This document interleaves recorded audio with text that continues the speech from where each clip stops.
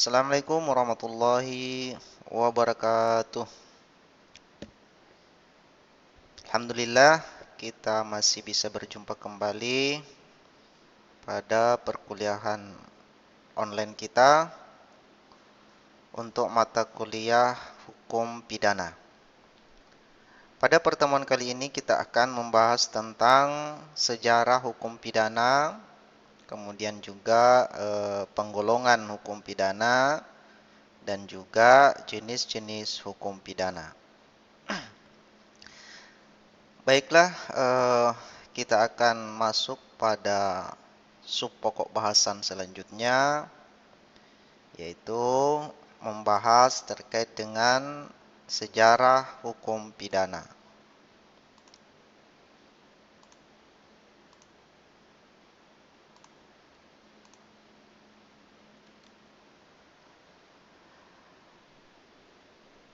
Berbicara masalah sejarah hukum pidana, khususnya di Indonesia,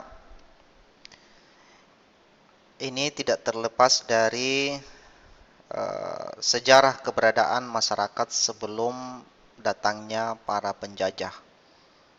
Ya, khususnya dalam hal ini adalah Belanda, ya, yang cukup lama melakukan penjajahan terhadap negara kita. Pada saat penjajahan, kemudian pasca kemerdekaan, tentunya ada perjalanan sejarah terkait dengan sejarah hukum pidana kita.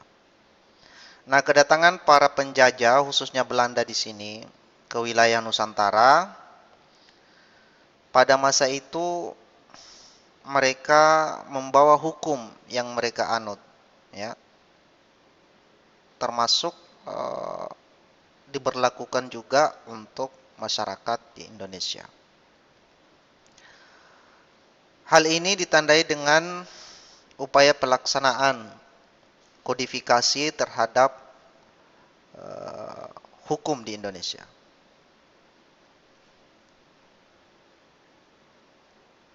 Yaitu dengan upaya memberlakukan hukum barat kepada masyarakat Indonesia yang ditandai dengan lahirnya Wetboek van Strafrecht, ya, atau biasa juga disebut dengan hukum pidana. Sebagai hasil konkordansi atau penyetujuan dari Kode Penal Prancis, karena jika kita melihat sejarah, Belanda juga ini pernah dijajah oleh Prancis. Dan inilah yang disebut dengan Kitab Undang-Undang Hukum Pidana. Yang bahkan Kitab Undang-Undang Hukum Pidana ini berlaku hingga sekarang ini. Meskipun telah banyak dilakukan penyesuaian sesuai dengan karakter masyarakat kita. Nah, ketika Indonesia merdeka, tentunya terjadi kekosongan hukum, ya, termasuk di sini adalah hukum pidana, sehingga para pendiri bangsa kita, atau biasa juga orang-orang menyebut dengan founding father, ada juga yang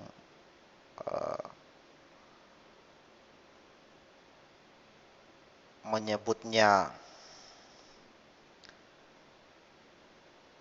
founding people, itu menetapkan aturan peralihan pada pasal 2 Undang-Undang Dasar 1945, yang di dalamnya menyatakan bahwa semua peraturan perundang-undangan yang ada masih berlaku sebelum diadakan yang baru. Kemudian pada tahun 1946 diundangkanlah Undang-Undang Nomor 1 Tahun 1946 tentang berlakunya hukum pidana. Namun ini hanya berlaku untuk di Jawa dan Madura berdasarkan PP Nomor 8 Tahun 1946 diberlakukan juga untuk daerah Sumatera. Kemudian dikukuhkan dengan Undang-Undang Nomor 73 Tahun 1958 untuk diberlakukan untuk wilayah Indonesia secara keseluruhan. Untuk apa? Untuk menghapus dualisme hukum pidana di Indonesia. Bahkan sekarang ini eh, telah lahir Undang-Undang Nomor 1 Tahun 2023 tentang Undang-Undang Hukum Pidana. Ya, namun di sini kita belum membahas terkait dengan ini. Nah, ini nanti berlaku 3 tahun kemudian.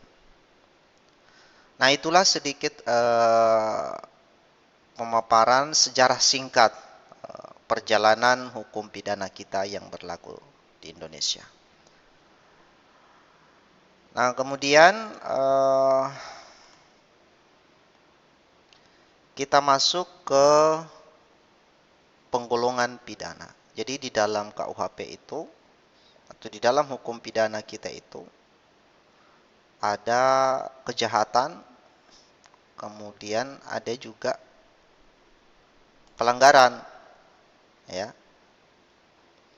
kejahatan dan pelanggaran. Jadi dalam KUHP memuat kejahatan dan juga pelanggaran.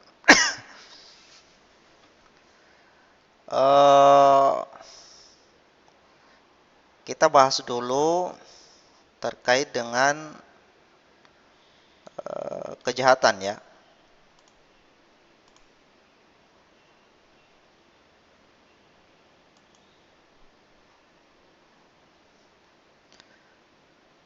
Kejahatan yang pertama itu kejahatan terhadap keamanan negara. Itu ada di bab 1 pasal 104 sampai 129 KUHP. Kemudian yang kedua, kejahatan-kejahatan terhadap martabat presiden dan wakil presiden. Itu ada di bab 11 pasal 130 sampai 139. Kemudian kejahatan terhadap negara sahabat dan terhadap kepala negara sahabat serta wakilnya.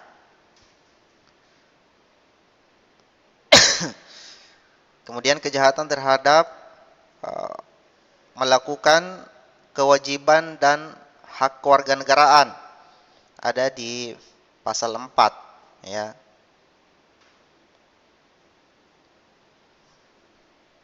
Kemudian kejahatan terhadap ketertiban umum, kemudian perkelahian tanding, kejahatan yang membahayakan keamanan umum. Ini.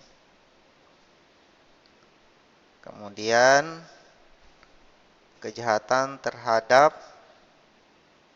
penguasa umum.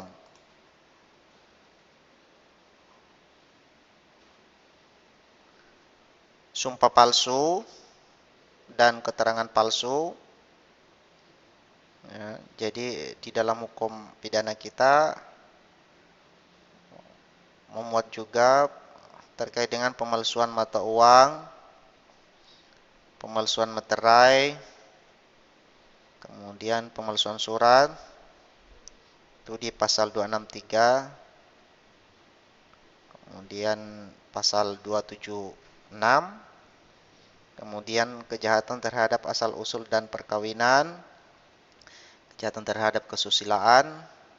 Ini kurang lebih ada 32, ya.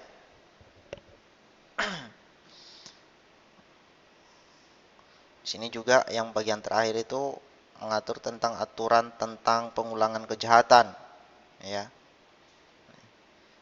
Ini adalah beberapa ketentuan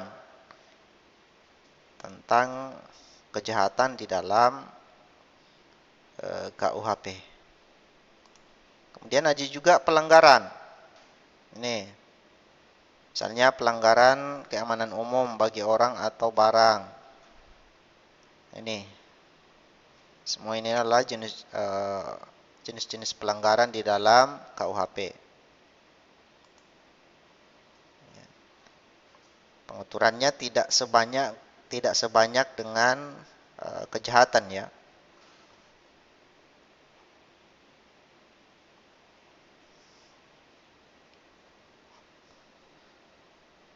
Saya kira ini bisa adik-adik mahasiswa bisa untuk membaca kitab Undang-Undang Hukum Pidana.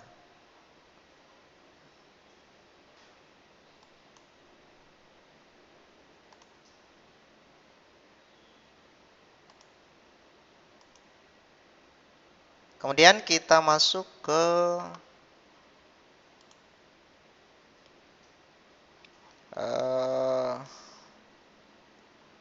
jenis-jenis pidana.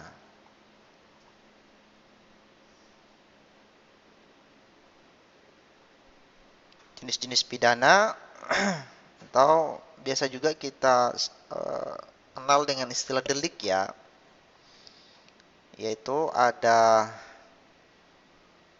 delik formal dan juga delik material. Nah, apa sih yang dimaksud dengan delik formal ini? Ya, jadi delik formal itu yaitu suatu delik yang lebih mengarah kepada perbuatan yang dilarang ya. Suatu yang dilarang. Kemudian delik tersebut telah selesai dengan dilakukannya perbuatan seperti yang tertuang atau tercantum di dalam rumusan delik. Misalnya pada pasal 169 KUHP terkait dengan penghasutan ya.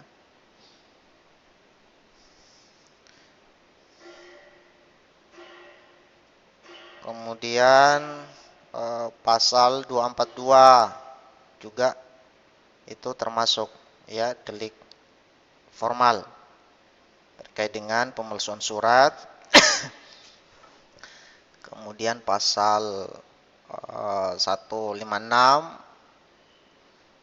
terkait dengan penyuapan, dan masih banyak lagi delik formal yang ada di dalam KUHP kita. 362 juga termasuk delik formal ya, terkait dengan pencurian. Kemudian delik material.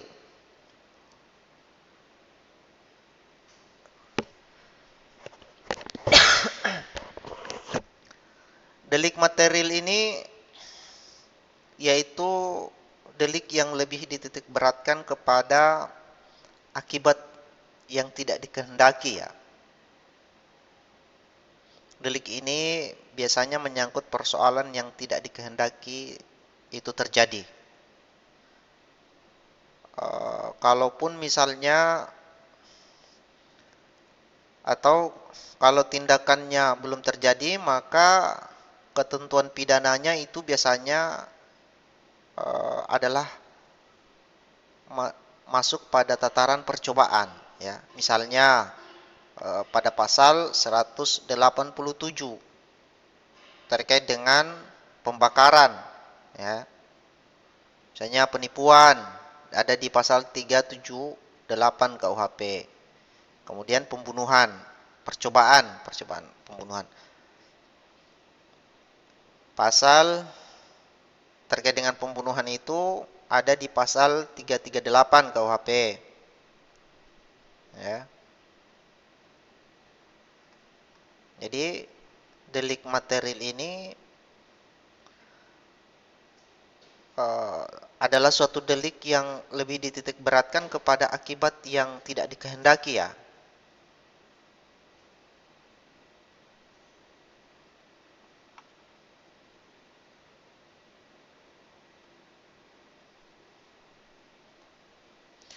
Kemudian ada delik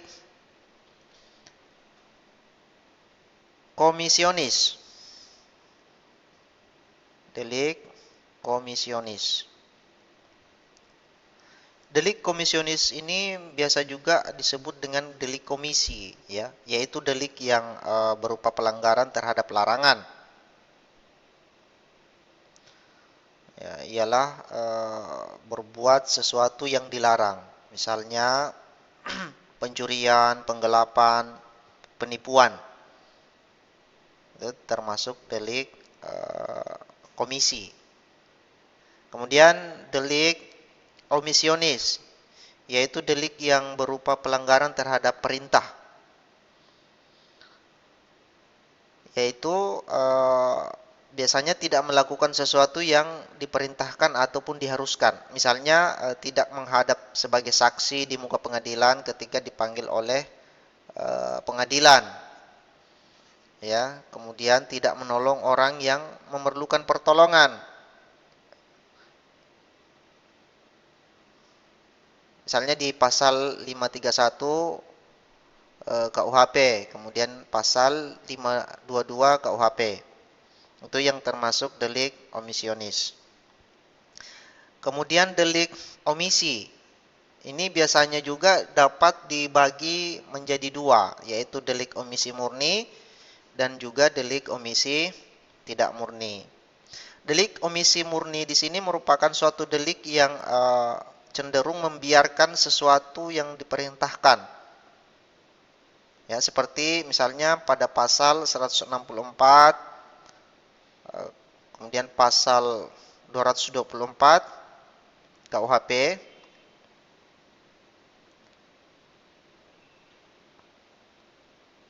Ini terkait misalnya pada pasal 164 itu yang dengan sengaja misalnya membiarkan kejahatan tetap terjadi tanpa ada upaya untuk mencegahnya, atau misalnya melaporkannya ke polisi, ya, dengan sengaja ketika misalnya melihat suatu kejahatan dengan sengaja tidak untuk mencegahnya ataupun melaporkannya. Itu biasanya ada di pasal 164 KUHP. Kemudian delik omisi tidak murni, atau biasa juga disebut delik komisionis per omisionen komisisa, yaitu delik yang berupa pelanggaran terhadap larangan, ya. Akan tetapi dapat dilakukan dengan cara tidak berbuat. Misalnya orang yang membiarkan seseorang mati kelaparan, atau misalnya seseorang ibu atau seorang ibu yang membunuh anaknya dengan tidak memberi air susu, ya, tidak memberikan susu sebagai hak anak untuk mendapatkan susu, dan akibat dari perbuatannya itu menyebabkan si anak ini meninggal dunia, ya. Itu termasuk delik omisi tidak murni.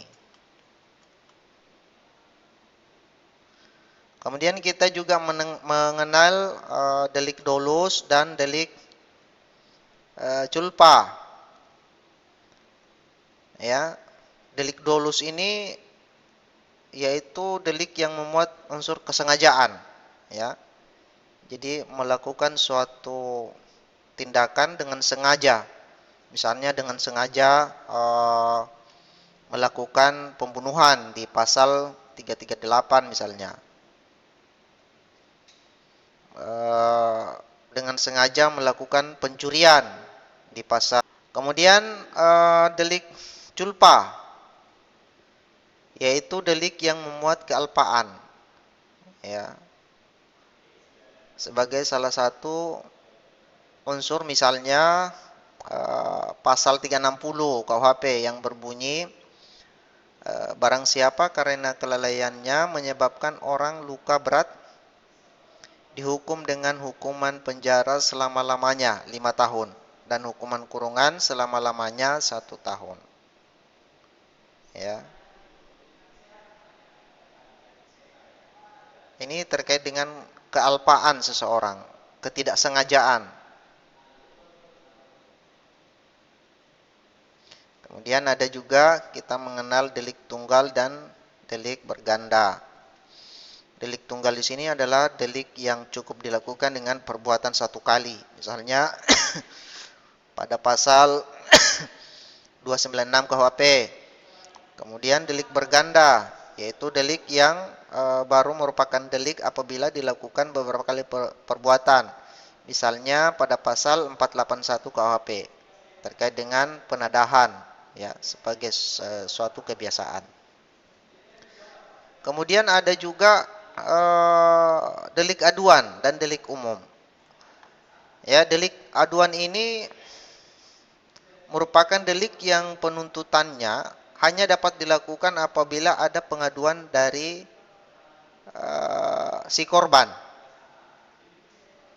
ya, atau dari pihak yang terkena dampak dari perbuatan. Misalnya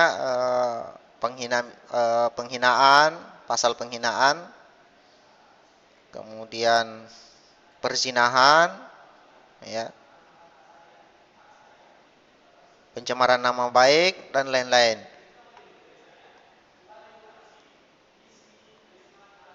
Kemudian delik umum itu merupakan suatu delik yang tanpa harus ada pengaduan, ya.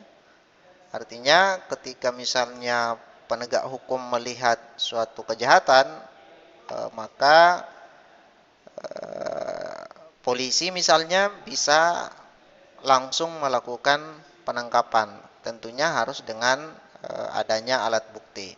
Tetapi kalau delik aduan, ya, itu maka biasanya ini para penegak hukum tidak bisa untuk memproses sebelum ada aduan dari pihak korban.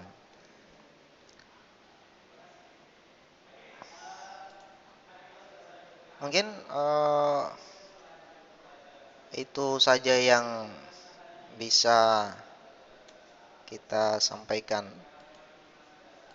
pada pertemuan kita kali ini. Untuk selanjutnya kita akan membahas tentang peristiwa pidana, ya.